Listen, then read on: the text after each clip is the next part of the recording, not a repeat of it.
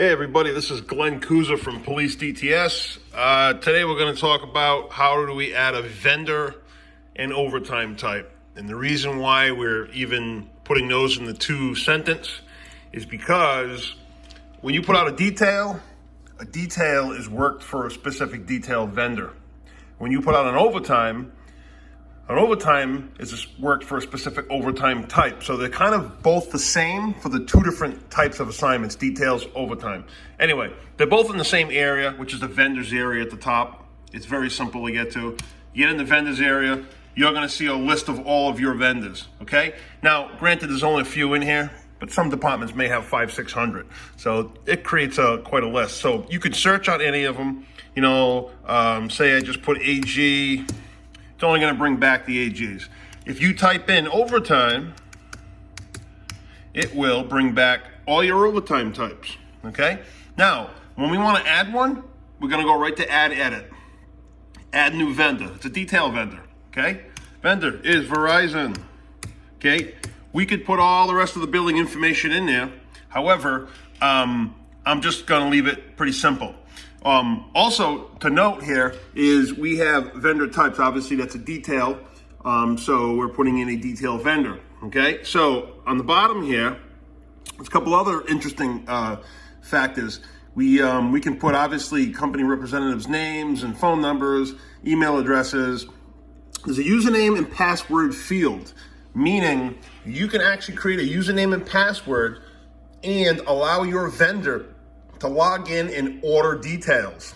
So that being said, you may have a specific vendor such as DPW that orders a lot of details and you're on the phone every morning or every afternoon, or they're faxing something over to your department.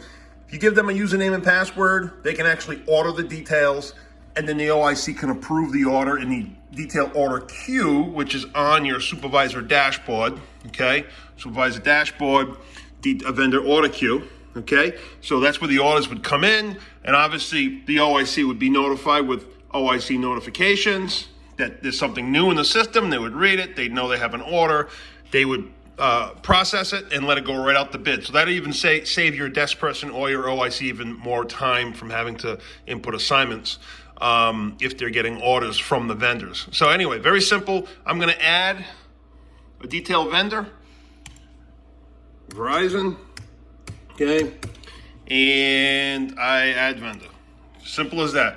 I'm back to my vendor screen, and you'll see we have a Verizon vendor. At any time, I can click on that vendor, expose all their information, and backfill it, or have my payroll clerk backfill it, okay? But the most important thing is now if we were putting out a detail, we are now going to have a Verizon vendor to choose from, okay? So that is based on adding the vendor in the system. With that being said, there's a lot of tools. When you get to the vendor list here, it's going to show that balance, but on the right-hand side, you can see if you follow each line, there's a little tools button on the end of each vendor line. So if you put your mouse on it, you'll see you have, a lot of tools for that specific vendor. You could send them a statement of account for just their unpaid detail invoices.